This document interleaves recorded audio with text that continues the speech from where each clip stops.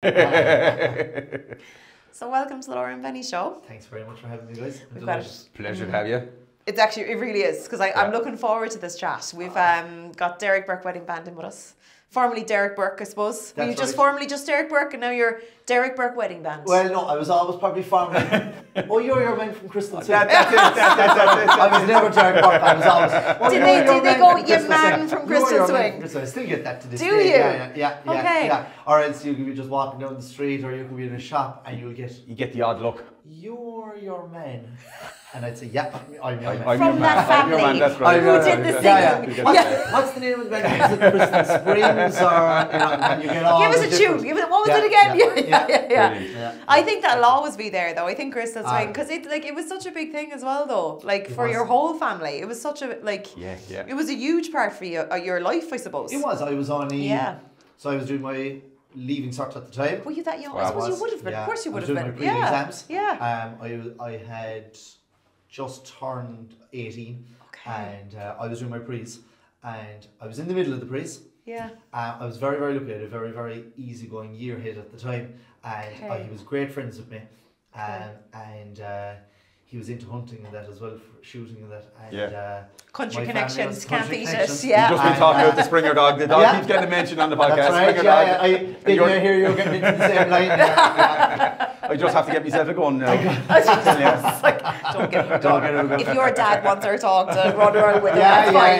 Yeah, he can have it. But, so I had an easygoing year ahead, and anyway, so when we put up the video on the He Drinks Tequila video on YouTube, I suppose I should go back further than that. My mother had always been a one-woman band. Okay. And as we got older, we always liked music or whatever. And myself and Jorla used to go with her the odd night when we were 11 or 12 and sing a couple of songs. I love it. 11 or 12, down the pub, have a few songs. Love it. But when I was 14, my mother recorded an album, and she was saying to me at the time, oh, you have to put a song or two on it, you know, and my sister was putting a song to it.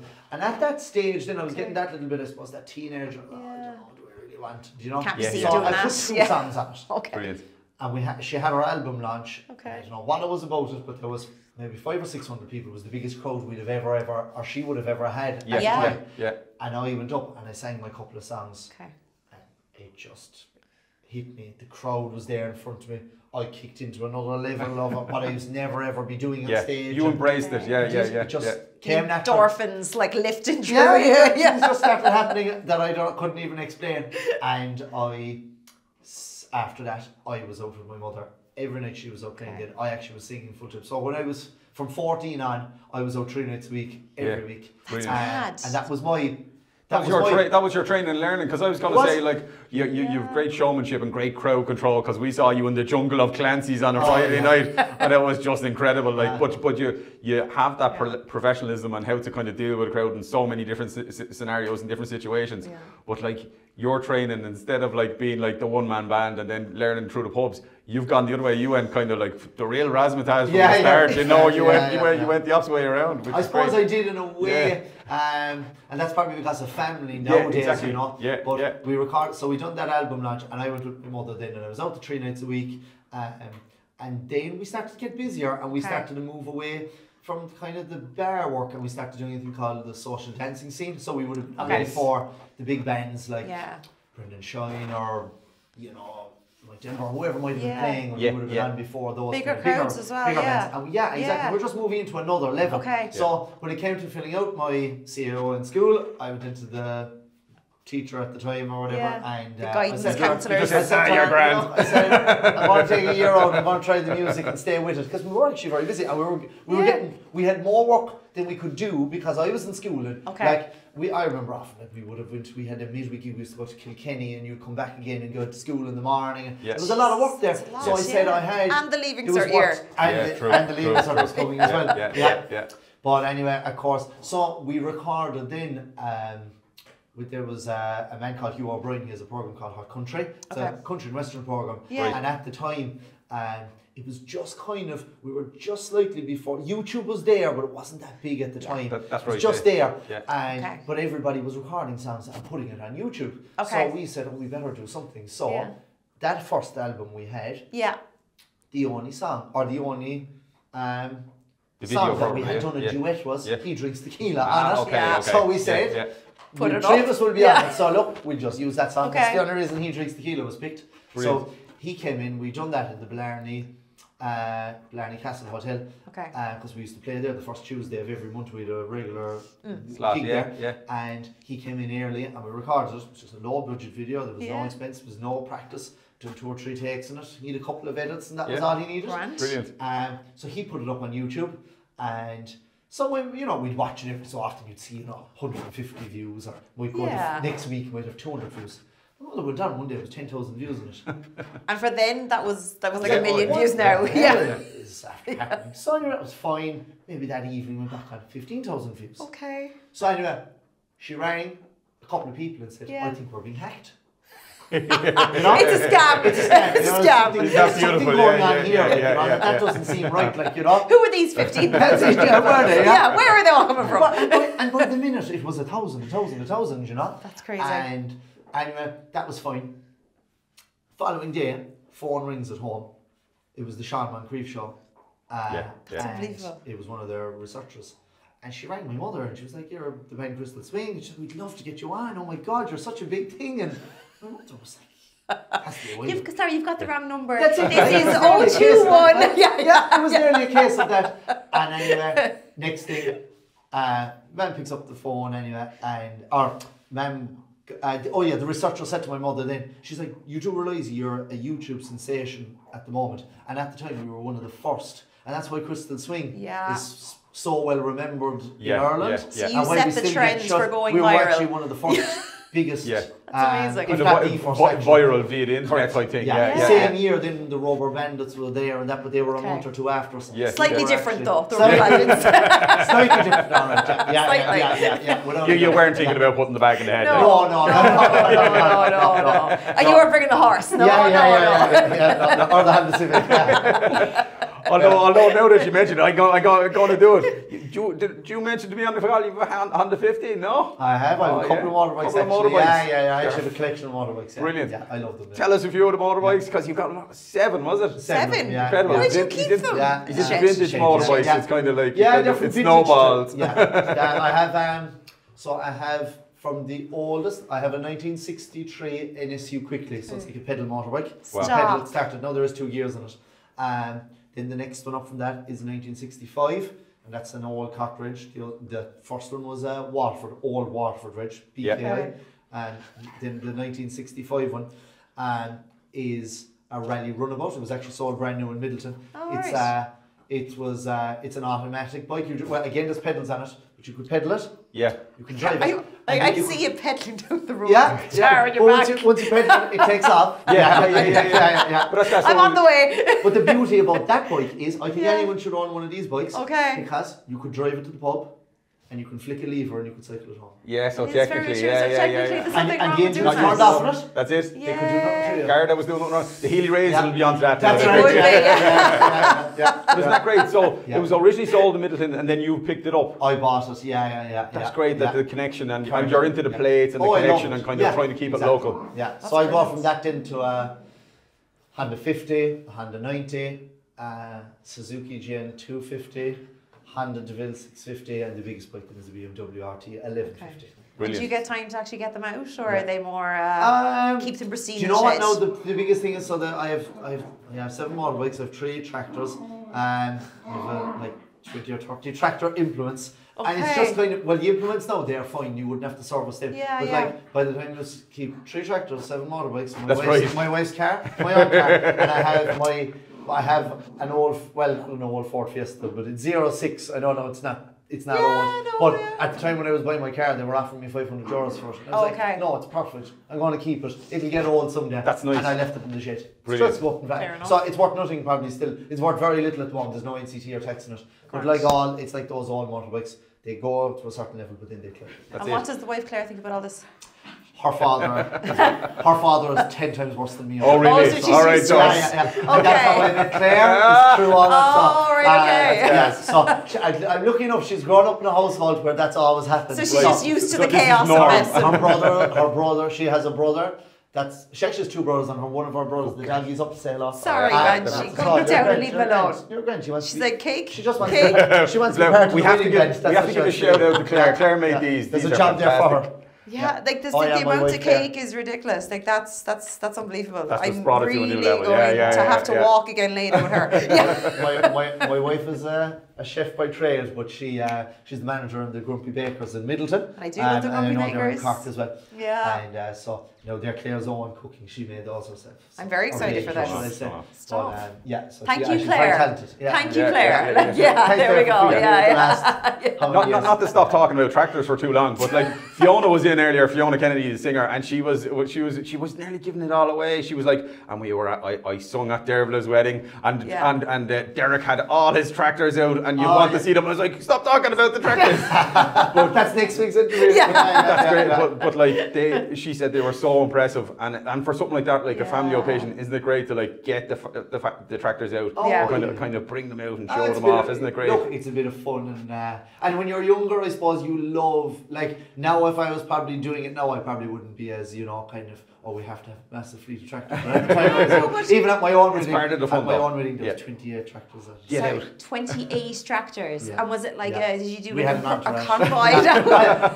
You think the Laura and Benny videos are not It was like that thing that just keep on and on and on and on, and there's another one. Oh, that's unbelievable! And did you get in one of the tractors? Yeah, so it was like the whole society. Did you get in one of the tractors? Yeah, we came in one of the tractors. You came. I love it. We've only ever had we've had loads of tractors at weddings, and they're usually like parked outside the door for the photo op or whatever it is.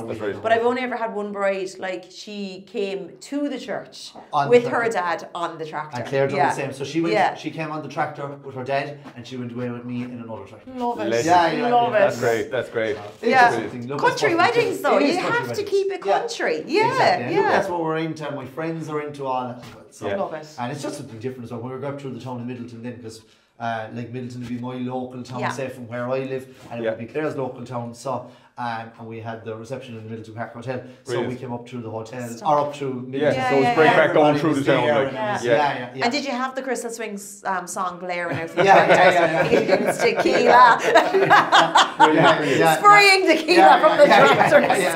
And keeping it country, and I suppose there's so many ranges of bands, right? So there's the rock bands, there's the pure pop, there's all sorts of guys. Everybody has their little pocket. But you are true and true, like that's your genre, like your country, and you're kind of like that's what you're going for, isn't it? Get everyone out of their seats. It is. Like energy, I do my own one-man show at the moment, but I'm probably I'm not saying phasing it out. I'll still do a little bit of it, but the full band is the way we're going now, and weddings are looking extremely good for next year. I was even saying I'm surprised how many weddings we even got for this year. But next year obviously is the main aim. And we, like, even on my own one-man show, when I play in bars, and it'll be the same with the weddings, I really feel like some bands will say, we can do a country set list, or we can do a rock and roll set list, or we can do a rock set list. You tell me what you want. What you want, right? That's right. I don't really do that matter. I feel you are who you are. I feel what I want in my show is, if you have a person that's 8 years of age, or maybe 18, we'll go 18, right? If you have a person that's 18 years of age, it's hard for an 8-year-old to know all the likes of the songs maybe. Although nowadays, things have changed. It doesn't matter if they don't know the song. If there's a good rhythm, good beat, if you're delivering it right, you'll get the kids on the dance floor. They'll respond to you. Anyway. Exactly. Still always trying Baby Shark. That bloody song, I swear to God. For years at weddings, no, please don't, Derek, please don't. But there was a time there, was it like just before COVID, and it was like every wedding. But it was funny. There was a few bands, Derek, and they were to get people's attention in the room. They, before it started, they would start playing Baby Shark, and everyone would be like, what's in the world are they? But it would get their attention, and then they'd be like, right, have your attention now. Exactly.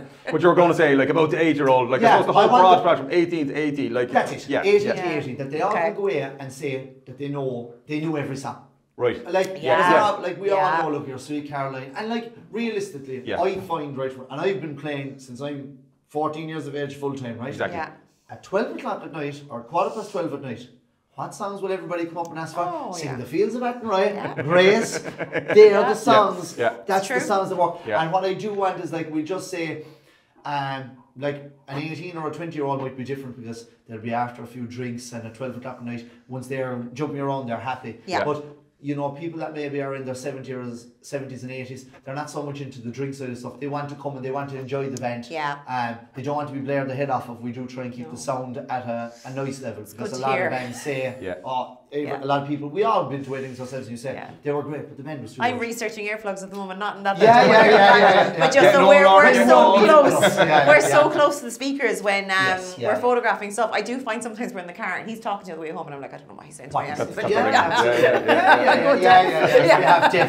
But I do want that if there was an older person at the wedding, right? And if they saw me at a wedding tonight, when they come and see me, if they were at the wedding again tomorrow night, which that happens, that I'm not doing a completely different show. That I, you know, because just because a bride said to me, oh, I want you to do rock tomorrow night, or I want you to do heavy metal. Like I'm not a heavy metal person. Do you know that kind of? And that's right, absolutely. Brides will ring and say, can you do throw in a few songs, 2 or 3 of maybe, these songs? That's no problem, and we all like. But I do feel, you know, if you went to see Ed Sheeran in the morning, you wouldn't ask them to go and do a whole new set. No, you wouldn't. I really think if you like the band and you've come to see us, and again, if a bride or whatever, or a groom or whatever, if they come to see us in like we do a lot of wedding showcases and that kind of stuff now, and we're doing a lot of those this year. We'll do about 60 wedding showcase dates this year, so that they can see us. That's because I want to be able to give. So we start this month now. We've one in March, but then from next month on, then we've 4 next month, and it'll increase every year. Because I want people to be able to see us if they're going to see us, and that when they come to see us, that they kind of do get to see that we're not going to arrive along to we're going to arrive along to their wedding and have a completely different show. Because I don't think that's the way you should be going. But as I said, we obviously will do if people want a few different songs. But really, if a person comes to see our show, and if they see us at somebody else's wedding or whatever, and if they like what they see, which hopefully they do, that when it comes to their wedding, that we will be doing something similar. I totally agree with you. I know it's not the same, but with photography, like someone books us, and our style is very relaxed and documentary. But if someone asks me to go and do a completely different style and posed and you know, like magazine look, but that's not what we do. That's not so what you do. You know, like we'll go and we'll stick to our style, and I suppose that's the similar with yourself. You're sticking to your approach. You're sticking to your style. And I think like even in our set list, there's a bit for everybody. Like I still think the few waltzes, and like if a bride asks not for them, but they really do. And some brides will say, oh, I wouldn't like any waltzes, and when I explain it to them, look, we'll just say you've 200 going to your wedding. And like we'll just say half are going to be young, half are going to be older. The younger people will need a few drinks in them after the meal. Everybody, they're drinking a couple of pints during the meal or whatever, but they're not going to be, there might be 1 or 2. Majority of them are not going to be falling around the place. So, and I suppose to the younger people, dance floors are a bit alienish. They didn't grow up with dance floors, whereas the older people, they grew up in an era where a dance floor... They're not afraid to dance. They're not afraid to dance. But there's and that waltz will bring those older people out. They'll pull a few younger gang out to pull out. The younger gang goes, the waltz can be sometimes... that can be the start of your night. But there's an ebb and flow to the 2-hour sets, say, that a band is playing as well. So it's like you can't just hammer it for 2 hours at one pace. So that kind of flow of like, so you're, say for 4 or 5 songs, you're really getting it going, and it's all busy, and then it flows into, say, more of a waltz. But even we see it, sometimes we catch a few waltzes before we go home. And you're right, sometimes the lads come out and they know that they've seen their family dancing, and the young lads come out for the laugh. The laugh. To dance with each other or to dance with someone else. And they're trying to give it a go, but they're having fun. And it's all about that, and it's the ebbs and flows, and like you said, like, so the young people, if they're going mad for 4 songs, sure, then they go, come on, we get a drink. And then there's a changeover, and there's always that changeover and calling different groups onto the dance floor at different stages throughout the flow of a wedding night. You are bang on. And look, as the night will go on and progress, drink will help a lot of things there, you know.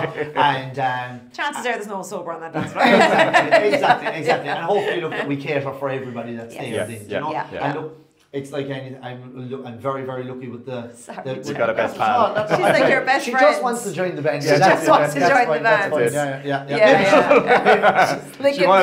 She's joining a puppy. Maybe people don't they do like things for dogs or something that you might want to no. Can you imagine bringing her for wedding photos, Derek? Like you've met her. No. You've met awkward brides, but you haven't met actually. But even when you say, like, people might not know the songs, like, even kind of like, we were doing the promo video with yourself. So if people aren't familiar, like, so the reason why you're talking about you're going to do 60 trade shows or wedding shows this year is Derek's transitioning from being like the one-man pub man band and the pub band into like really going hard at the wedding. So that's what the big push is at the moment. And we were doing a promo with you. But you can't resist, even if I'm not familiar with the songs, because I don't be out every Friday and Saturday night. But like, you can't help but bob along to them. I'm still trying to record the video, but at the same time, one, I'm singing along, or two, you're nearly dancing along, and you can't resist. And like you said, even if it was a waltz or a bit more of a softer song, everyone's bobbing along to it. When it's delivered right, it's good. Sure, look, I suppose look, my thing is, like, I would often say I'm not the greatest guitar player, I'm not the greatest singer, and I would often say that, but my thing is an entertainer, do you know? I just, look, I would know how to get a crowd. I would have thought you were a great singer now, Derek. There's nothing wrong with your voice altogether. Nothing wrong with your voice altogether. But I just find I'm an entertainer is what I am. But you were 100% Derek, because like we were lucky enough, we've done a wedding together where you did the ceremony music that day, and then you did the full band in the evening as well. And then obviously we've seen you, the bands is out with the promo, but you do have a charisma and a way about you that when you come on like stage, like your energy feeds through to the room, I think. Well, because you do, because it's not an easy thing to do. Well, no, it's not, I suppose, the way, like, where if you talk to a guitar player and a guitar player say, oh, this other guitar player influenced me. It could be Mark Knopper from Dire Straits, or it could be Rory Gallagher or someone. They all have influences, right? A lot of people that influence them. When I was younger, I used to sit down, and I've obviously always liked the 60s music and the rock and roll, and that's what I've always really, really, really liked. But I used to sit down and watch these older singers. Some of them have passed now, and a lot of them I was lucky enough when I said, like, I'm singing since I'm 14, but my mother has been at it since I'm 11 years of age, and my mother would have played keyboard for a couple of the older singers around, and she took me to shows when I was 13 or 14, so like that's nearly 20 years ago now. So I did get to actually see.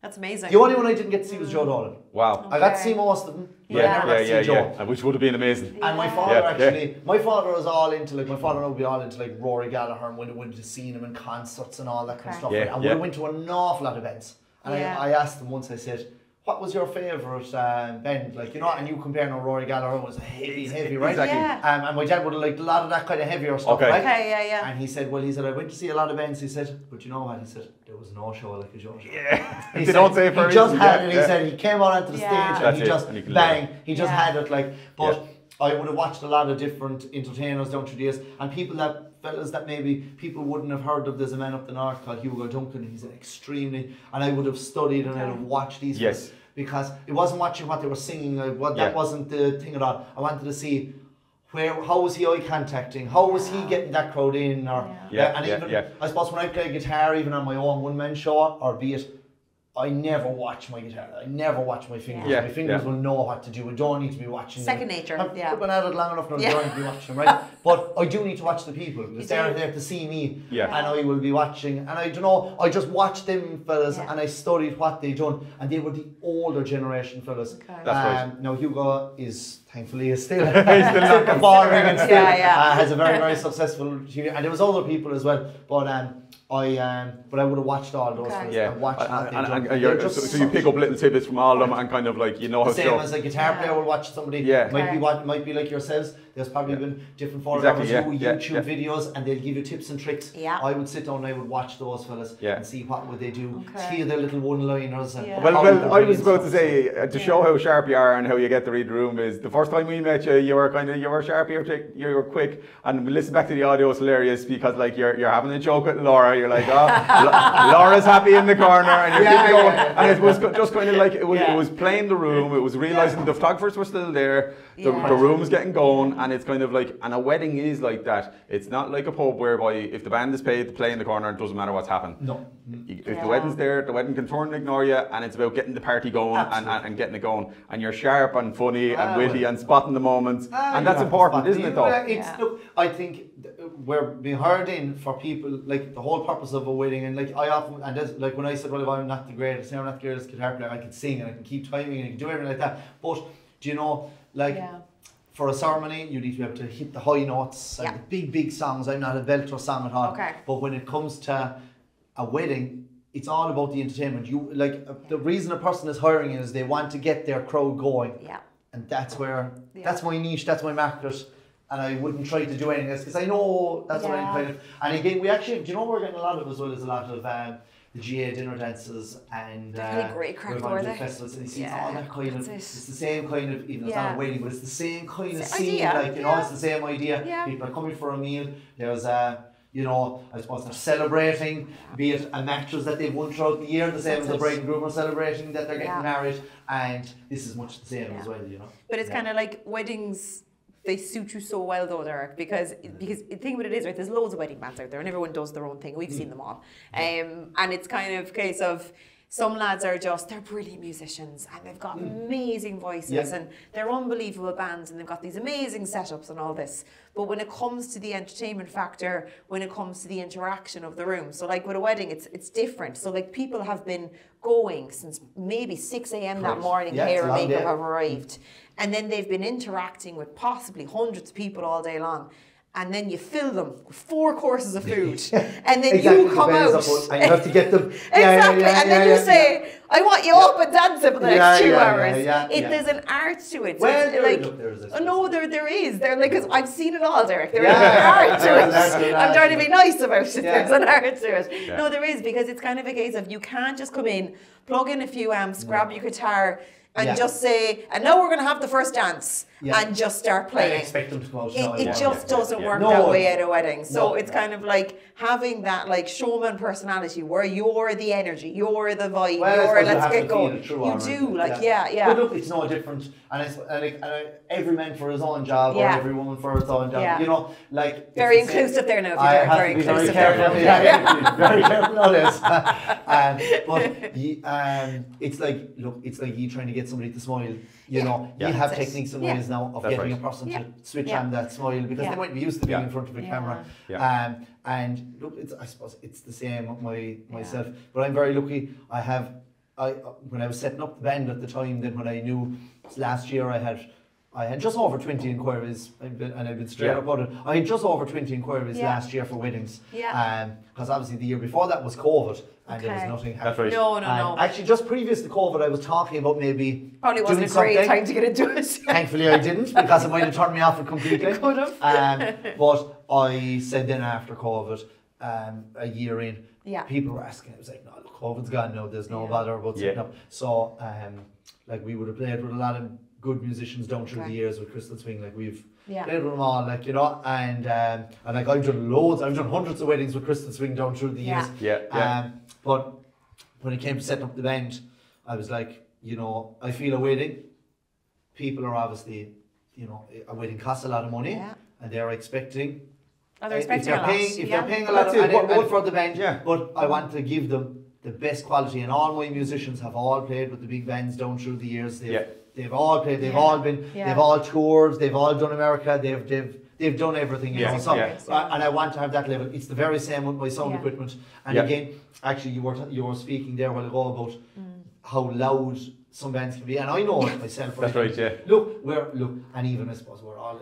As the night goes on, like everything, things get louder, and I suppose you sing louder, we play louder. That's a natural thing. It's the same person's going to dance; they're going to dance harder, right?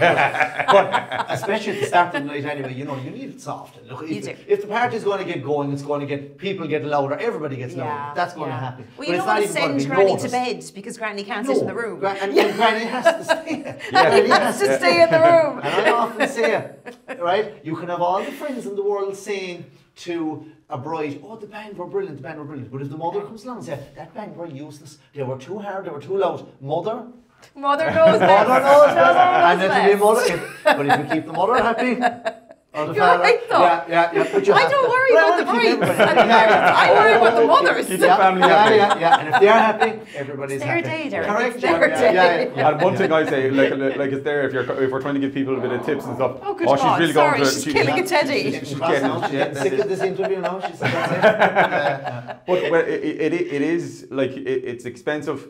People are unsure. Will I just book a DJ? Will I book a band?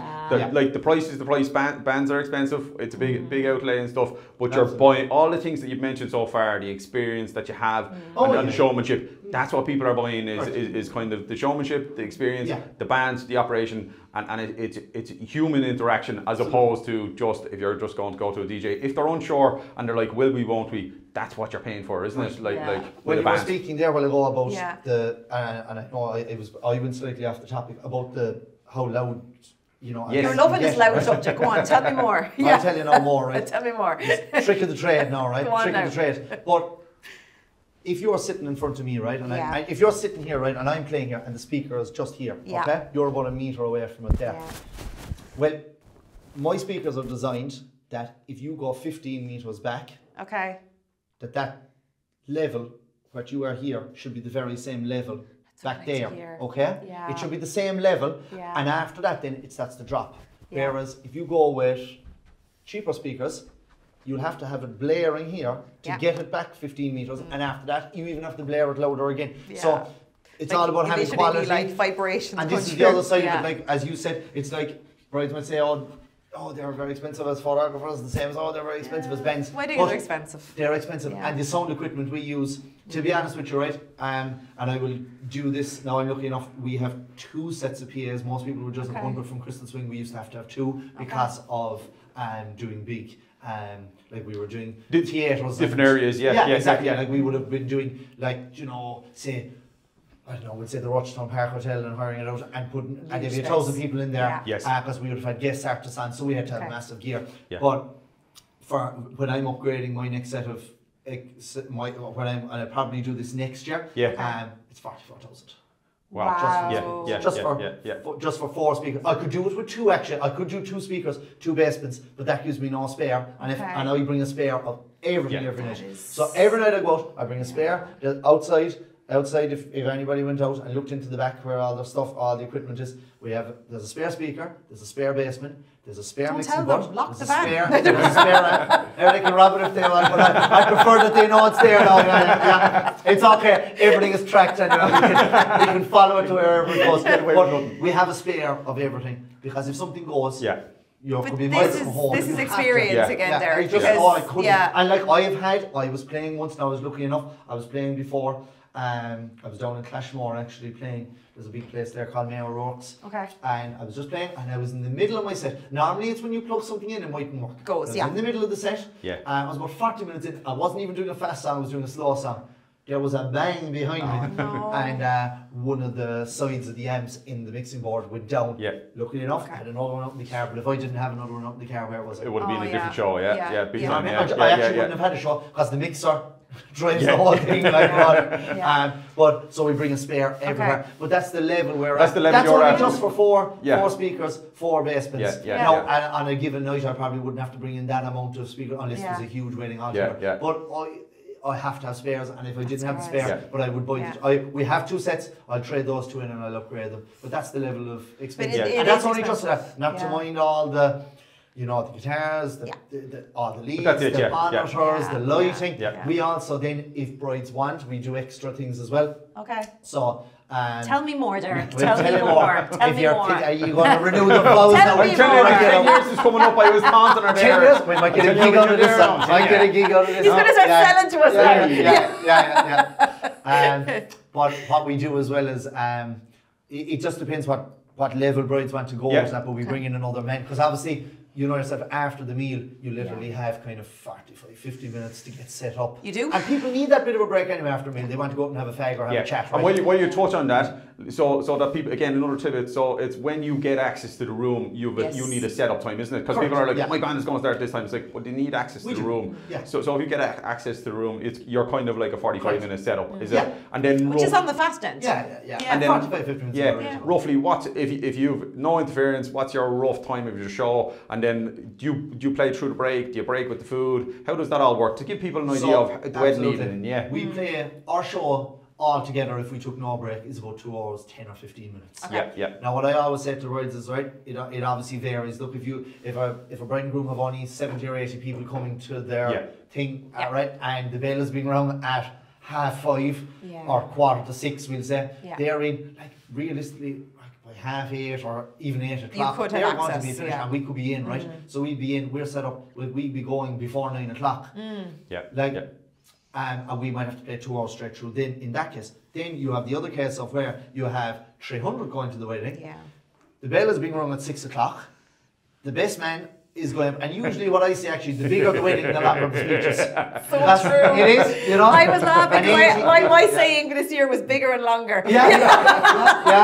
Absolutely. Because if people are having a smaller wedding, they're usually quieter themselves. Whereas if they're having the bigger wedding, sure, you've got the singing waiters and you've got the extra entertainment, free band. If you've got a stage, you can get access to grand, you can sit up. But if the top table is on that stage, you ain't getting near it. But I suppose to throw one out there to be at ease. If a band starts at 10 o'clock, it's not the end. In case people are like, my band should be starting at this time. That's perfect. 10 o'clock is like in the middle of anything. Pat Fitz played for mine.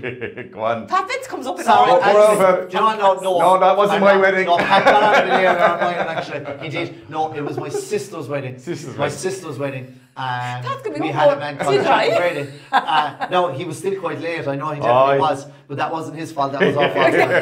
I'm not giving up no Pat because that was not his fault. I'm a talker. It was my fault. But my sister's wedding, the band didn't get started until 10 to 11. And sometimes that happens. Whatever it is, sometimes that happens. But so that's it. And then do you always break for the food or not break for the food? And I'll bring you back to the extra bit that you give to the brides. But the food, would you always break or not break? Or it depends. To go straight through. I think you should keep the show running, and it makes it better for the bride and groom that you don't have to kill an atmosphere and get a crowd back going again. No, we'll get them back going, but it takes 15 minutes again to get a crowd back up to the level of where you'd have had before that stop.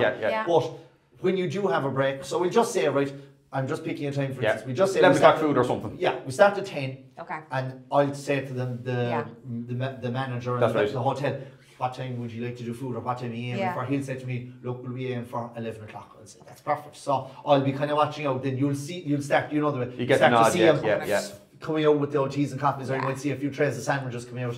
And what I always say to brides is, right, we'll see that coming out, so we'll finish up then. But sometimes, right, the sandwiches might come out, but it could be 15 minutes later before the sausages and chips and the tea come out. And you can't stop for that long either, though. And then there is a big break. But if people are completely milled around, you know, if you have a big wedding and they're all having to go up and there's a queue out the dance floor and they're all waiting to get their food, what I always say to brides and grooms is no matter how long or how far away we are, we will still do our 2 hours, 10 or 15 minutes. Either way. Either way. Either way. However long that food takes. We will be hoping it's shorter than longer because you don't want people going away saying, oh, the band took an awful long break. It's not always. It's always the band's fault. No, I'm not saying some, you know. There's a tricky balance to it. And like, you don't know whether it's going to run late and the band starts late, or it's the same way in that prep thing. Different things happen that interfere with timing. And I usually do try and stress to a bride if they have like 250 or 300 going to a wedding or something like that I would be kind of saying to them, maybe if they did have a chat with the hotel owner and say, look, I presume the band's going to get enough. Is it possible? Now I know that they have to try and keep staff, and is it that, you know, but see what logistically have it. Look, it's better to have all them discussions done beforehand than to be trying to do these things. What's the plan? And you're just putting the bride and groom's mind just to say to them, look, if we're going to be getting on quite late and you're going to be starting finger food, you might as well not even have a DJ because, you know, he won't get on to the what I was going to say, the poor DJ really gets pushed and pushed. He's out the door. Some DJs would be delighted and they'd say, God, we'd a handy night, we'd still have to finish at 2 o'clock. But then there is other fellas who actually do want to show their show and that they want to get more work out of it because they might be full-time DJs. That's right. And they want to at least be doing it. And some of the DJs have like a bigger setup as the bands do, and they're arriving the same time you're arriving. Absolutely. And they're setting up, as you said, like 8:30, 9 o'clock, and they're waiting for their slot. Exactly. So everyone needs to be given their time, kind of thing. And I do explain that to brides and that one. And look, I suppose if I was only starting a wedding band up now, I wouldn't even know about these things. But I've done so many weddings down through the years with Crystal Swing. I've seen all the do's and don'ts and what happens and what doesn't happen. And even whatever goes around it, everything is always never an issue. And whether it runs early or runs late, you're still going to have a bit of crack. You know, you're going to give them a show, it's going to be a bit of crack. But I was saying, if brides, earlier I was saying what level they can go. That's right, the extra bit. So at the moment, I have a 4-piece option. That's myself and 3 others. So we have drums, guitar, lead guitar. And I'm very lucky my keyboard player is extremely talented man. He could do the bass on the left hand as well. So so we have a bass and a keyboard player and one. I was like, sorry, what? Yeah. So you actually have a 2-in-1 man in him. So it's like a Chinese takeaway. Well, if I could make him a train without me, we might be able to get rid of it. He'd be drum with the You'll make a fortune. That's it. Hit the simple with the No, he's good now. He's not that good. Brilliant. I love it. So that's what we offer at the moment is a 4. Then I offer a fifth man. They can either go. They can really go a number of ways this way because I'm working with a few different fellas. Right. And as I said to everybody, the league of musicians I'm using, like that extra man now I bring in. Yeah. One fella is Stevie Hamilton. He plays mandolin, banjo, steel guitar, electric guitar. Anything with a string. Was he with you in Clancy's that night? Yeah. I was actually fascinated by him, to be honest. Well, Stevie played with Nathan Carter for years. If you look at any of the old videos, you'll see Stevie in it. I played for Daniel O'Donnell, and he's played with an awful lot of other big country acts. But I suppose you got all the connections there now, Derek? I all down through the years, I would have performed with all these people. It's amazing. Done all the opera houses and everywhere. So you had to have. That was the level, and that's the level I want to stay at. I feel if a bride and groom are paying for a wedding, they need the best, and you have the best. So we can bring in a fifth man. I also have another man who comes in and plays Mark Ansborough, who's a extremely talented musician, and he will come in and play accordion. So people that love all the likes of the Siege of Venice and that kind of stuff, like the Kerry weddings now, like the minute you mention, we have our fifth man is accordion. Bring him on. That's what they want those. You see, and it depends. And a country wedding will be very much like that. And they're always the cricket those nights though. They're just he's dragging me out the door. I'm like, I'm staying. We can drive home from Tralee and Laura's like, come on, one more song. I think with all the whole like the George Murphys and the Jan McCabe's and the Whistling Donkeys and the Tumbling Paddies, like all the bars above in Cork, like Clancy's are doing a Sunday, are doing a country Sunday, and they're looking for more country bands. I know Reardon's are in the same boat. They're all going that way. They are. People are loving it at the moment. It's just it's in at the moment, and that's where we're going. But I'm going back now for the third time. You're grand now. Go back around now again. We'll go away from the Chinese takeaway. We'll go back to what you were talking about. So I can go with Stevie with the steel and the mandolin and that kind of stuff, or else I can go the accordion. And if people, like I've had people say, I've had one bride who has requested a saxophone, so we're bringing a saxophone player on the night. Again, down through the years, I've always been doing all the 60s stuff. I've worked with loads of saxophone players down through the years. They know all my set anyway. I mean, you're almost playing the table here now, Derek. I just can't get away from music. The sax is big. People look for sax DJ, sax, like sax is big, like at the moment as well. Exactly. How that actually came about was the bride said to me, she said, "Oh, I'd love to get in a saxophone player during the meal." And I was saying to her, I was like, "Yeah, it's great." I was like, "It's definitely." And I said, if you want me to get a saxophone player on the night, I can bring in a saxophone player and put him in my band as well. I was like, "Oh, we don't need the sax fella." I was like, "Oh no, I'm after doing some more fella out of a job." And I know the sax fella she was talking about.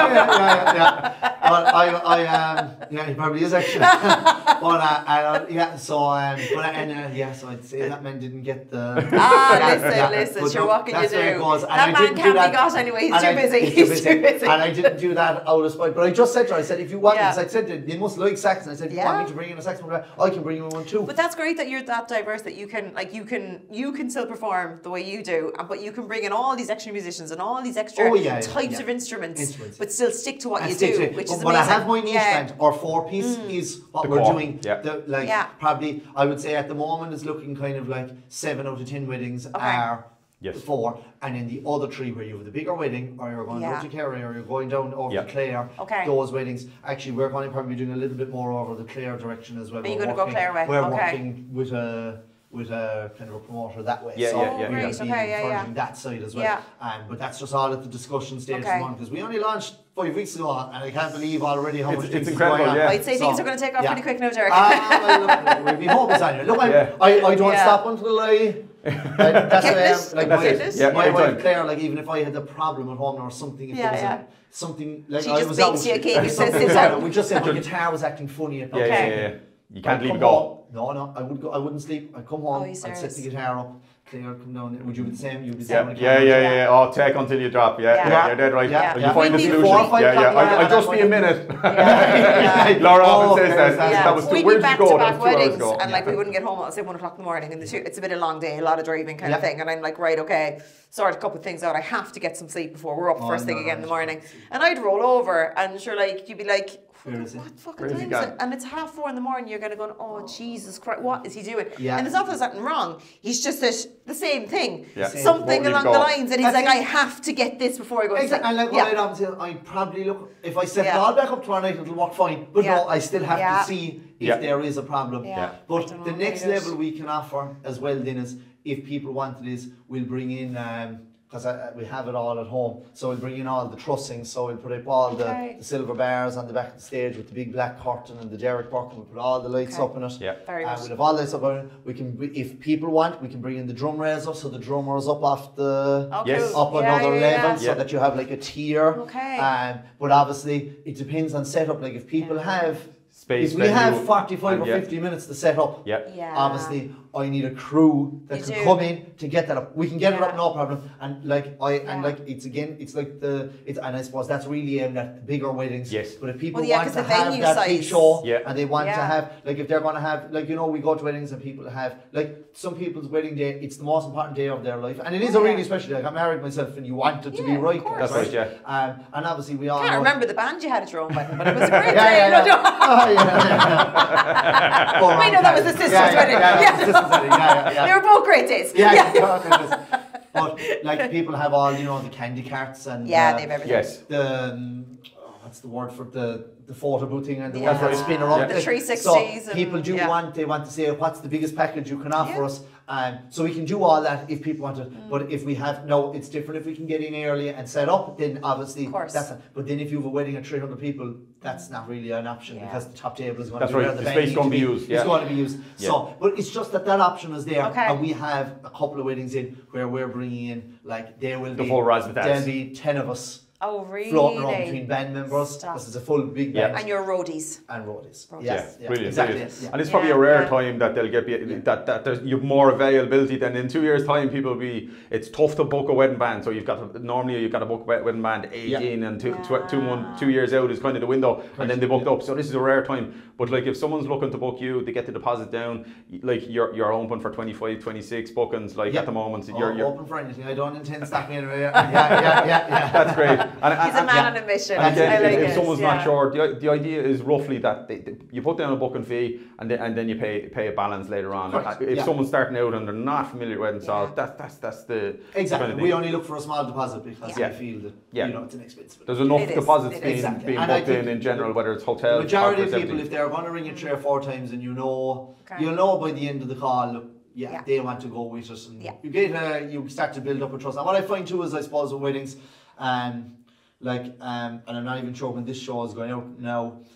Couldn't tell you either. Too many. We'll figure out a date. It will go out, but they wouldn't tell you. Right, okay. January 2026. No, this year. No. Spring 2024. I'll just say so. Like, we're playing in a venue in a week's time. And I know I have 3 couples coming to see us play there. But like when you get to meet a couple, you even get that face-to-face thing. And if they're saying they're going with you, sure, you know realistically, then you know you know yourself. And look, people are honest, and so we only look for a small deposit. Small deposit. That secures the date, and people can feel free to ring us whenever they want. There's no bother. If they want to see kind of the set list we'll do, we have all that made out in an email that we can send on exactly what we do, the setup times, how it all works, basically what I said about what packages we can offer. And after that, all that information is given. And if someone's kind of like, they're getting excited, they booked you in for next summer, the summer after, and they're kind of thinking about the first dance. So like they're kind of thinking of different songs. Like, are you kind of like suggest like listen certain songs? Are you going to be honest with people and kind of tell them, listen, that song's not for me, or you're going to give it a go, or how does that work in terms of someone go? When it comes to the first dance, I'll do any dance they want. Brilliant. I actually wouldn't, and I wouldn't say it to anyone, because if they like a song, that's the song they like, you know, that kind of, and that's the song they want, you know, that kind of. Maniac 2000. They want Maniac. I do Maniac. We had Maniac 2000. Actually, young people do love Maniac. Usually not as a first dance. Yeah. And like, there's a country version of it. Village on it. Oh yeah, they do it on the bench. Yeah. Actually, you what's your man that has? What's the man's name that has? McCabe, is it? Which no, DJ? What's the man that owns that song that sings originally sings Maniac? The Maniac. Oh, you'd be catching people doing well. Go back and he won't.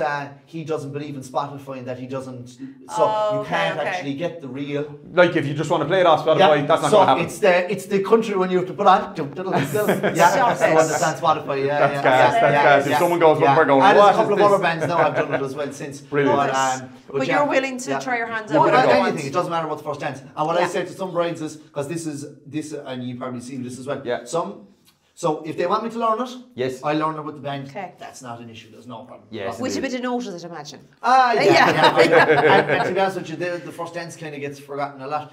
And it's kind of usually the week before, and you'd be saying so maybe a month before, and you might just let me know. Just give me a heads up, just in case. Because I have if I know 2 or 3 weddings on that week or whatever, and then a couple of days beforehand. Derek, anyway, and look if we can, but just come, look. Yeah, it's always nice to get a bit of notice. Just to get a bit of notice, but for anything, And likewise, if someone says, listen, I like the original, no matter who's singing it, I just want the original. No stress. That's where I was going to say. If people want the original, we can put on the original and just literally play it from the laptop. And do you know what, we don't see that very often, but the only reason we would see it sometimes is, the way if a couple go and get dance lessons and they've done a full choreographed dance and they've done it to the original, and they're just afraid that the band will slightly, so that and then they're not dancers. Like they've literally just gotten lessons for the wedding. My mother would, because my mother was managing when we were doing Crystal Swing, and my mother would have said to brides and grooms like that, we can do either we learn it or what a lot of people are doing is going, and at the time we found that actually the majority of them were going with the CD actually,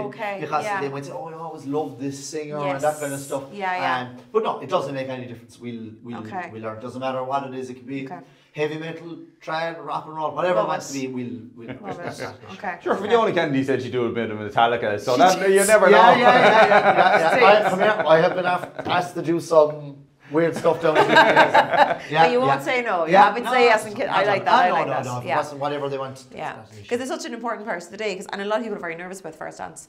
So it's great to have the band's enthusiasm behind you as well, that I'm willing to learn it. And a lot of brides would say, you probably see this, a lot of brides and grooms don't want any first dance. They just say no, just start away. And you know what? I would say if you thought you're going to be anywhere brands about it, just get the party going. And if you wanted to do something maybe in the middle, when you're kind of a little bit more relaxed into it, just do it in the middle or something. Even give 10 seconds to get out there. Because I find it's very, very rare. Like most people say, we're going to do a first dance, but lads, it's going to be quick now. You got the verse and the chorus, and then it's going to be just like free for all or bridal party, whoever it is.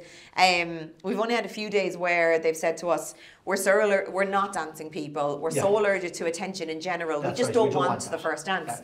But the only downside, obviously you're going to go with the couple what they're comfortable with. But the only downside of that is I find that if the couple don't set the tone of they're the first ones out there, it's very hard for the band to get people going. The most important thing, and I presume other bands have said this, and I can vouch for it.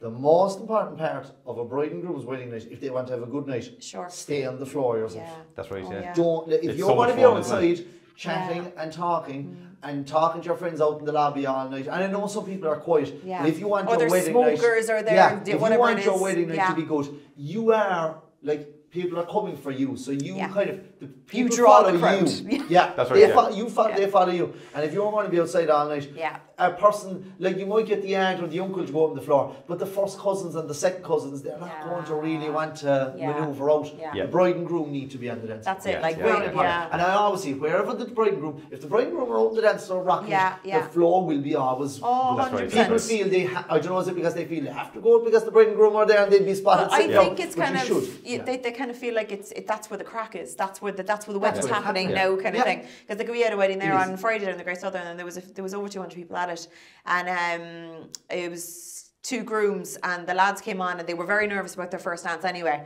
and they were very funny actually. They never told us. So the 2 of them were like, what'll we do? And they came running on with a glow stick each for the crack onto the dance floor kind of thing. And then they were kind of just jumping around for a minute. They had a slight moment embrace. And you got great photographs. And then, oh my God, then they just waved everybody and trying to get photos that day, I came out bruised because the place was just like, I think at one stage every single person was on that dance floor, and then there was glow sticks thrown everywhere, and the two lads were just like giving it socks, and the energy in the room, because they just set the tone of, we're having fun.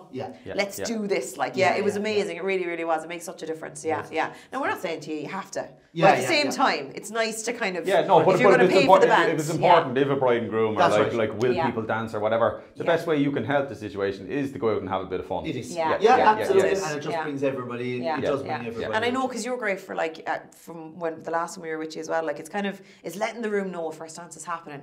Getting everyone up out of their seats, come around that dance floor. Tell everybody. The show is starting. Let's go. We're going to start off the night now.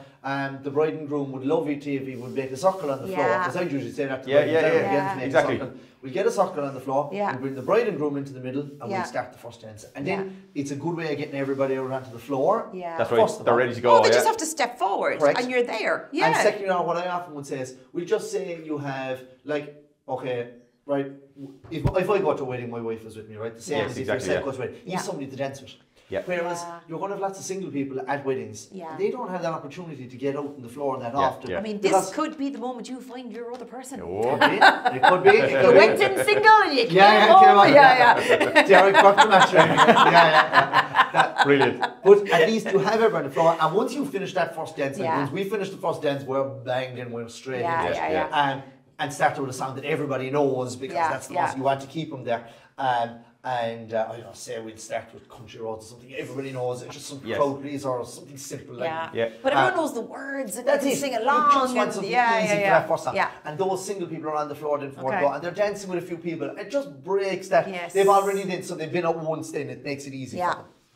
No, it makes a huge difference. And then, because like I know we've talked loads about like the full band stuff, but are you offering, so like within the wedding, are you still offering to do like the ceremony music side of things, or are you just sticking with the evening, or what are you kind of thinking? I think we caught you. That was more of a favour, wasn't it? There was a bit of an extra connection there that time. I tell you, I don't know. I suppose, and some people often say, you run yourself down. As I said, I don't feel I'm a good enough big singer for those big songs. Do you know what I mean? You're more into the party than the soppy love songs in the ceremony. Exactly. And I think it was like during COVID, you know, every band, and I done 2 of them at the time, right? I done one for charity, and I done one then just with a couple of my friends, where we met up and we done one live thing, right? I had no one in front of me. You know, I was playing to a phone.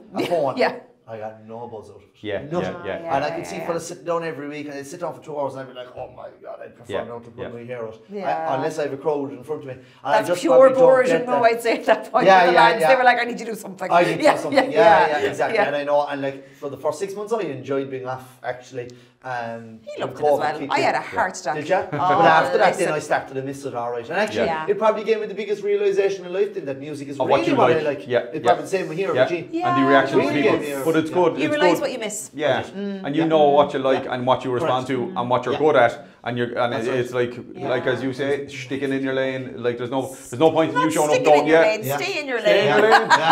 Stay in your lane. But there's no point in you coming and pretending to be a rock band for one night. There's no point in you going to the church and pretending to be a big singer. Exactly. Your show is your show. I'm a front man, and that's what I like doing. I like just. So you're all for the evening entertainment. I like it. Okay. And but my sister is the big powerhouse voice. We were lucky to see the special of her singing. It was a once-off recently, and it was lovely. It was great. She's some singer. Derek is brilliant. Because I remember we were chatting to that couple that you did that wedding for, and we asked them all the questions. Kind of, we were going through the questionnaire, and we said to them, "Are you?" Because not everybody has live music in the ceremony. So you're saying, "And are you doing any live music in the ceremony?" You're like, "Crystal Swing," and I was there going. Crystal Swing, like And I was like, I'm really interested to see what's going on. Are they all going to show up? What's happening? But no, that was a lovely ceremony for her. Dervla has a gorgeous voice. And Dervla would love to do more of that. And she does talk about doing a little bit more of that kind of stuff.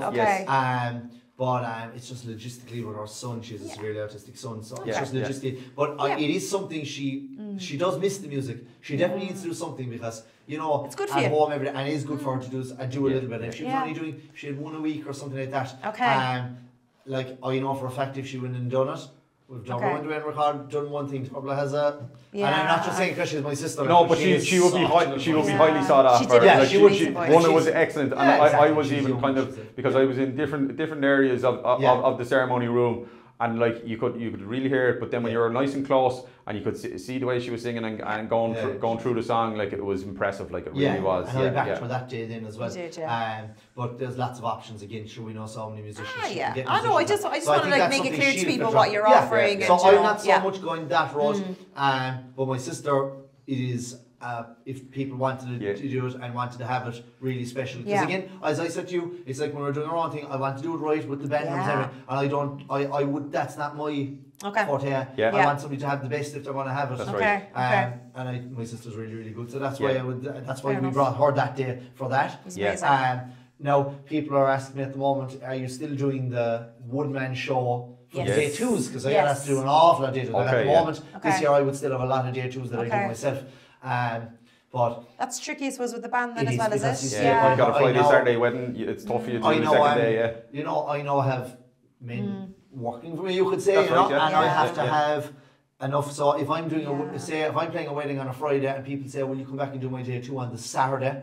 Yeah, and then you got to get to the evening. Is that logistically possible? Unless they want to go from 4 to 6. And that I can be moving on, but then I have to be a bit more careful of my voice, and you know what? But even energy levels. Like Derek, because my show's full on. Like, that's it. Like, I'm not just standing there. We're all goers and we're all grafters and we're doers, but everybody gets tired. And the last thing you want to do is feel like I've just done a day two, and now I got to pack up all this gear, and I got to drive an hour and a half that way, and I got to figure out when I'm going to eat. I got to get meet the. Do you know? It's just, and you want to give everything to the couple. But actually, I have a bride there now. She's getting married next year, and she saw me the other night playing. And she said to me, "Oh, I want you for a day two of my wedding." And I was like, "Look, I'm not really doing the day twos anymore." And she's like, I told her then I was going on the full band route, and she hadn't realised.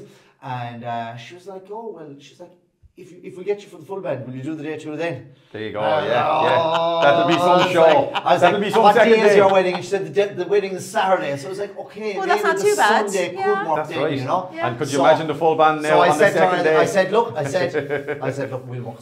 The Sundays are more possible. The Saturdays, it's a little bit more complicated. They might get lucky. People can always check in short term. I would say to a bride or whatever, I suppose I'm not solely just doing day twos now anymore. But if people want to go with the day one and they do want the day two afterwards, because I need to keep my band out, you see. But if it works, or if the wedding is somewhat near, or maybe I might be looking up. Okay, maybe I'm doing the day two. We'll just say it's a Saturday wedding, and they ask me to do the day two. If it's a Friday wedding, and they ask me to do the day two on the Saturday, but it might be below and say Tralee. But maybe I might have a wedding that night in Clarny. You see, I can work it in. That's it. Like, you know what I mean? I mean, it could be Gary Vaux and Castlemartyr, and then you could just spin home. Absolutely. Exactly. Couldn't be closer to each other. Yeah, exactly. But you never, we always say it's always worth asking. You know, there might be a random Saturday that we're... Like that. When I came out, when we done Wedfest, I had 3 brides and grooms come up, one after another, right? Yeah. Who booked the weddings there and then. And the 3 of them are in the Kinmare Bay Hotel. Isn't that very funny? That's gas. 1, 2, 3, one after another, and the 3 of them. Coincidences are weird though, because we have had weekends where like I'm looking going, oh, I've written this down wrong. What have I done here? And it actually isn't. Back to back. We genuinely had like, so the bride had the same name. In the same venue 2 days in a row. So it was Aoife, the same venue. And I was like, oh my God, what have I done? And which one is which? And obviously I'm free, but like if I put them in, like I was freaking out. It was actually just 2 Aoifes in the same venue. And you mentioned actually about jars. Another thing I do as well is if if a bride and groom rings me, right, I'll check my phone and I've time free. I presume you might do something like that. And I can check to see am I free. But I just literally have if I'm busy or if I'm not. I want mobile calendar, I want to actually know what I'm at, but I'll know I'll have to check that out. But if it's blank, I know I'm free. So that's the first thing. But I stick with the paper diary. I'm old fashioned. Do you like paper diary? I just I'm afraid in case I couldn't get into emails or whatever. And if it's on paper, you're pretty. But what I do as well then with every bride and groom is, so I'll write it all into the book, write in all their information. I'll send them a WhatsApp of it. And at least they can see, and I'll just say to them, look, just so you can see that I have it in right for you, and that you can confirm I have it in right. Do you know what I mean? Because we just say, they said the 26th of July, and I put it in for 26th of August or something. Derek, people have said to me the wrong year. Like, as in, I genuinely, like, you know, are you available the 1st of June 2026? I am booked in. And then a few weeks later, they'll come back and go, oh no, I'm actually 2020. Sorry, my fault. I'm actually 2025. So like you have to keep repeating yourself. Yeah, you have to be careful. Keep repeating it.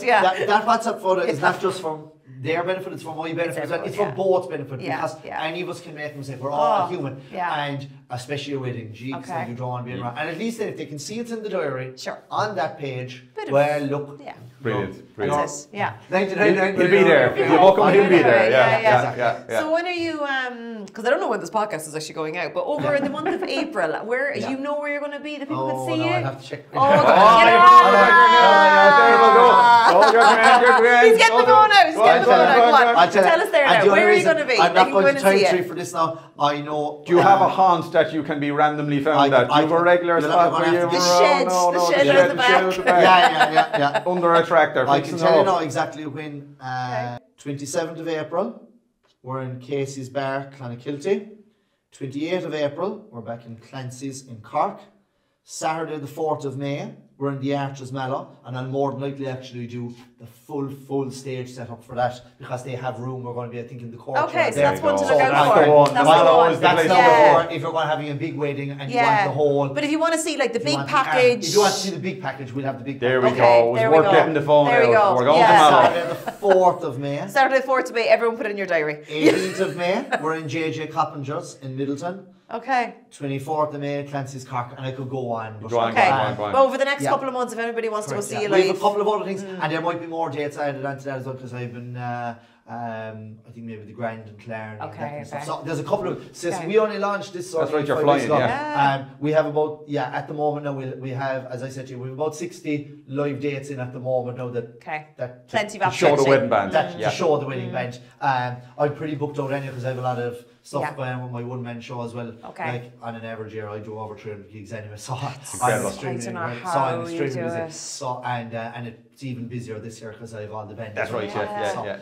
And then the weddings are going to kick off, Derek, and it's going to. The whole plan then for next year is that we tailor back that because obviously the weddings involve longer setups. Like at the moment I do double gigs. Like usually my Saturdays and my Sundays I'm doing one gig and my one man show and I'm on to somewhere else after that. Whereas that won't be happening as much now because we have to be in early and it's a lot later of a night and we have a lot more travel. So I will be because I want to be in the right form for weddings. That's right. But this year obviously I'm juggling a lot of things. And we're still going to do weddings this year, and there's still weddings coming in. As I said to you, we were obviously chatting there while ago, and even you were involved in maybe one of those weddings. I have 2 weddings out at the moment for this year. So like things are still happening for this year as well. People have 6-month engagements. Just, again, I'm trying to juggle stuff, and I've had to turn away a couple of things unfortunately this year because I just couldn't get out of certain things. But and I have to say as well, I want to say a big thanks to some of the bars who I've rang up and.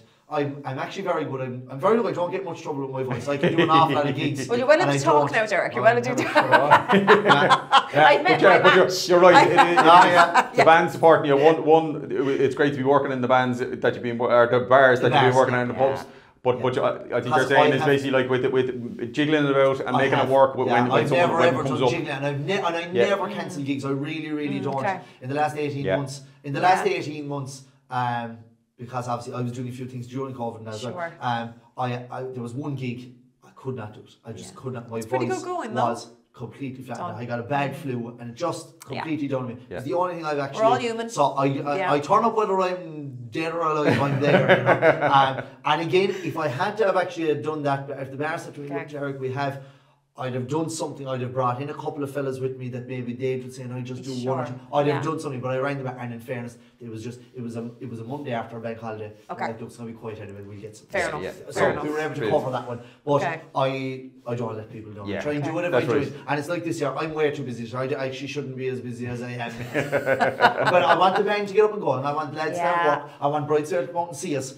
And yet I don't want to feel like I'm letting people down. But I have rang a couple of bars where there was a couple of weddings where we facilitated weddings where I was able to move stuff. Because we are doing a number of weddings this year. And I rang the bars and I said to them, like, you know, this is like 7 or 8 months down the line, you know, they might be for October or November or whatever. And I said to them, look, would you mind? You shift it, I said if I could move it to another. They don't understand the way to and look, and in fairness, they were all cool. So I have to say a thank you to them as well. No, that's brilliant. I couldn't do it otherwise. That's right. Yeah. So 2025. 2025. It's going to be the year of the Derek Burke Wedding Band. It will. You're going to be everywhere. We're going to be everywhere. I suppose what I'm kind of saying this year is a lot about the promotion side. So as I said to you, we're doing, at the moment, we have about 60 live dates. I'm tired of the thought of 60. I know. And well, that's only the full band. That's not what I've done. That's not the one man. That's not the one man as well. But obviously the one man is probably less pressure, as as big a setup in that. But and there is a couple of more things to go into that as well. We will do more of that, but that's kind of what's there. So you're giving people every opportunity to go see every opportunity. Yeah, exactly. There's some weddings. We will kick off in weddings as well in the summer. And will you make the Wed Fest in September? Okay. I'll be getting out again. But we'll do, as I said to you, we'll do everything this year. September, October. Yeah. So we didn't have the exclusive date. Do you not remember the conversation? We have the big exclusive he gave us the January date. The GAA takes priority now in September, October. So they're waiting for the official slot that they're allowed to have. But you will be there. You do the Wed Fest. Which is great. Yeah, so we'll do Wed Fest. But so this year, a lot of it's about the promotion, and we do some weddings. Next year, we'll probably be half promotion, half weddings. Yeah. You say that now, and I'm going to coach you next year. Be like, how are we getting on, Derek? And you'll be like, I have no time for promotion. I'm too busy. When I say promotion, most weddings are Thursday, Friday, Saturdays. Correct. We all get the random Mondays or the Wednesdays. But they're the three main days. They are the three main ones. Yeah. And as I was even saying to you, I have a wedding for up the country for a Sunday. Do you know? So there is random ones, right? But the Tuesdays, Wednesdays, all sorts. Yeah. We'll still be doing Sunday to Wednesday. Sundays of the bank holiday. We'll still be gigging. When do you sleep, Derek? When do you sleep? Do you give it up, or do you about 5.5. Look, Elon Musk says he can run in 6 hours, right? So you're doing 5.5. Elon Musk, Donald Trump, they all say they can do it in that amount of time. They can do it, I can do it. He's like one of those motivational speakers. 4 a.m. get up and get at it. No, I do crash once a week. I do. You have to shut down. I do a 10 or 11 once a week, and that's it. But other than that, for I was boasting there Sunday morning saying, "Geez, Benny, we have a big weekend now. I'm not even tired. I'm wide awake." Oh, we got to about 3 o'clock, and he came in sitting snoring on the couch. I think too, when you're self-employed, I suppose you never. It's different. If you go into a job, and I've worked in normal jobs. I worked 5 or 6 years in normal jobs. You turn up, you do your day's work, you go home, you forget about it. It's you different. Never switch off. No, you don't. 7 days a week. No. It is. But I want to be out still doing. Like I want to. We will be the way we're going at the moment. Like we only launched. What is it now? 5 or 6 weeks ago. And like we have an awful lot of work in. That's like what I said about them 6 days. Like we have an awful lot of weddings in already for next year. On average, we're doing 2 a week at the moment, and I'm still not at like we're getting playing now really starts in April. So like I have a lot of brides now that are coming to see us in places and stuff. So I would imagine we're going to be the way we're going at the moment. We're going to. So if someone's looking for a band, there's a nice window now. That window's going to close, and then you're going to be sought after as wedding bands are. So I suppose I am lucky enough. I'm in a different situation that I'm not like if I call this the cake band or something, right? So where's he going with this? Like I'd have to try and get that name up off the ground, but a lot of people know Derek Burke. So if they're kind of coming, they'll either have seen me on my one-man show, they'll have seen me from years ago. So if they're kind of, there's nothing wrong with putting your name to your business. No. Lauren Benny Photography, the Derek Burke Wedding Band. I think it's the way. The only thing we can't sell our business afterwards. I see loads in there, they sell their business afterwards. We can't sell it. It's true though, but then people won't forget your name though. No. I couldn't rename it as possible. You're your man, aren't you? I'm your man. Your man from that band. Do you remember that band? But Derek, thanks for coming in. I mean, like, it's great to kind of get a bit the backstory and hear what you're doing. You've got loads of plans. You're a very motivated individual now, I must say. Fair dues to you. Sure, well, I won't stop until I'll be. But I'll just finish off. Go on. He's got more. He's got more. The double on your boy now. Go on. So this year there's a lot of promotion, bit of weddings. Next year I'd be hoping we'll be weddings and promotions. By third year we're more than likely that. We'll be fairly bigger stuff. We're going to be sick of the sight of you. I think we'll see a lot of it. There is weddings already. That's it. But look, and look, anything can happen in the morning, and things can change or whatever. But look, and anyone that wants to ring or chat, look, ring, see, check in, ask the question. Yeah, exactly. Yeah. And I'm a good walker anyway, and I'll walk around anything or do anything if I can do it. And distances now, I'll just will play from here to Timbuktu. It doesn't matter. Brilliant. You'll be going to Donegal now, and you'll be saying that. Yeah. Would you believe this with Crystal Swing? We used to play in Donegal. Yeah. Every Wednesday from April to November. Go away. There used to be a cabaret. It still happens. Would you just drive do the gig and drive back? It depended where we were the night after. Okay. Not a jar time. We would come home and go up and come down. But yeah, even any of those weddings I'm doing to the country now, we'll go up and come back again. But I like to get home. I like to get home. It's nice. Yeah, your own bed. Your own bed. Look, that's 5.5 hours. It doesn't make sense if you're in Donegal tonight and you're over in Belfast tomorrow night. And that was the kind of stuff we were doing back then. It had made no sense. But if we had anything on it. But no fear on you. We used to go up every Wednesday to have it for 6 months of the year. There you go now. Brilliant. But Derek, thanks very much. And thank you again for the cake. Yes, indeed. Very talented wife. I only brought them now, I can't say I don't anymore. Yeah. Might have supplied the eggs. The eggs would have come from the hens already. So I did have a part to play. I love the way you've robbed the part of that now. That's terrible. That's terrible, Derek. So it's not all done. Yeah. But sure, we'll see loads anyway in the next couple of years, I'd say. We will. Yeah, absolutely. Exactly. Thanks very much, guys. Indeed. Cheers.